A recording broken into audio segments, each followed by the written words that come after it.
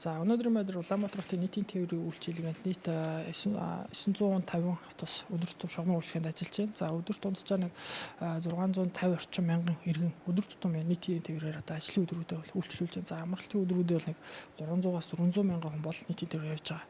За энэ хүүтний үйлрэл хэлсэнтэй холбогдуулаад за мөн өглөө өрөө одоо гэгээ эрт тасарж байгаатай холбогдоод иргэдээс усан автобус явахгүй байна гэдэг нь манай дээр маш хэрж байгаа. Тэгэхээр эхний ээлжинд бол нийтийн тээврийн үйлчлэгээний автобусуудыг өглөөний одоо яг ачаал эхлэх цагаар одоо дундын зогсоолуудаар иргэд багтахгүй байна гэдэг нь их маш хэрж байгаа. Тэгэхээр энэ өглөөний оргил ачаалтай холбоотойгоор нийслэлийн тээврийн газраас нэр үхий 5 одоо маш их зорчигч ихтэй зогсоол дээрээс бол дундаас автобус авах ажлыг бол эхний ээлжинд эхлүүлээд ажиллаж байна. За энэ ажлыг тухайлах юм бол Сапоро, за 10 дугаар хор олол, за 7 буудал гэх мэтийн дундын цэгүүдээс автобусыг бол өглөө нэмэлтээр авах ажлыг бол хийж байгаа. Энэ нь бас нэлээд үр дүнгээ өгөөд явж байгаа.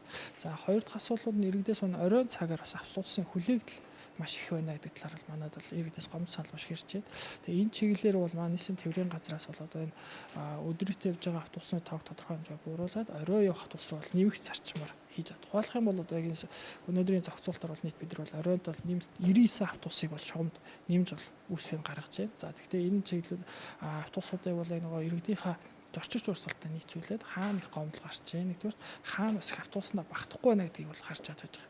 Тэгэхээр энийг бас яаж гаргаж байгаа гэхээр Улаанбаатар нийтийн тээврийн үйлчлэгэнд бүх иргэд зөвхөн картаар сүрсэндээ холбоотойгоор бол бидэн дээр бол одоо аль чиглэлд хэдэн хүн хэдэн цагт яваад байна гэдэг тоон судалгаа бүрэн гарч байгаа. Энэ судалгаан дээр үндэслээд бол энэ төлөвлөлтүүдийг бол хийгээд явж байна.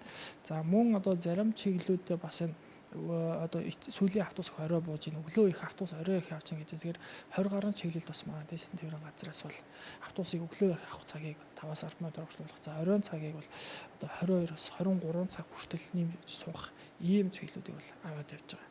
За цаашид бид нар юу их вэ гэдэг бас асуудал гарч иж байгаа. Тэгэхээр энэ одоо иргэдээс ирж байгаа санал гомдол за мөн бас бид нар түрүүлсэн смарт картынхаа судалгаан дээр үндэслээд одоо нэмж одоо оройныхаа буултыг нэмэгдүүлэх ямар чиглэлүүд байна гэдэг асуудлууд гарч иж байгаа. Тэгэхээр энэ дээр бас манай зохих судалгаа тооцоо хийгээд төлөвлөлтүүдийг өөрчилсөн байдлаар гаргаад ажиллаж байна. За энэ тухайлах юм бол одоо оройны буултыг автобусыг одоо иргэд мань одоо автобус буучлаагаа хоосон яваад байна гэдэг гомдол ширж байгаа. Тэгэхээр энэ нэг оройн буултыг бол одоо 22 цаг хүртэл бүх чиглэл дээр жигд сунгах энэ ажлыг бол хийж байгаа. Гэтэл яг нөгөө амьдрал дээр бол зорчигч бас зарим чиглэлд бас нэлээд эрт буучдаг. Тэгээ ямар ч сан бүх чиглэлдээ бол 22 цаг сунгая гэдэг ийм ажил хийж байгаа.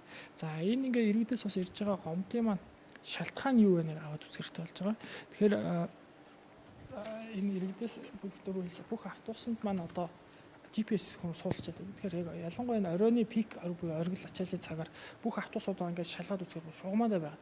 Тэгээ хаана вэ гэхээр хотын төвийн төвжирлийн хэсэгтээ ороод гацсан байна. Тэгээ ингэсээр нөгөө автобусууд нэг талаа цуваа үүсээд хоорондын зай гараад иргэдэд хүлээгдэх ийм одоо асуудал үүсэж байгаа.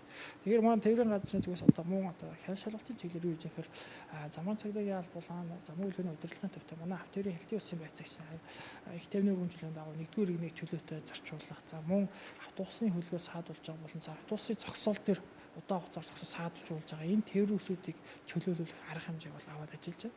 За 21-22-ны өдрүүд өчигдөр уржигдрийн зөвхөн мэдээг аваад үзэхэд бол нийт 403 зөрчлийг бол манай байгууллага хамтарсан шалгалтаар илрүүлээд за 100 гаруй зөрчилд бол одоо сануул гарах хэмжээ авсан байна. За бас 150 гаруй зөрчилд бол одоо 2.3 сая төгрөгийн торгуулийн арга хэмжээ авсан байна. За мөн 164 зөрчлийг одоо 6-аар баримжуулаад замын үйлдвэрийн удирдлагын тугаараас хаягаар нь торгуул хийх ийм бас амж авсан байна. Гэх мэтлэнгийн бас хян шалгалтын ажлыг бол эрчимжүүлж ажиллаж байна. Мөн цаашдаа ч гэсэн ерөнхийдөө энэ хяналтыг ажлыг эрчимжүүлж замын хөдөлгөөнд одоо нийтийн тээврийг чөлөөтэй зорчуулах боломжийг хангах чиглэлээр бол ажиллаж явж байгаа.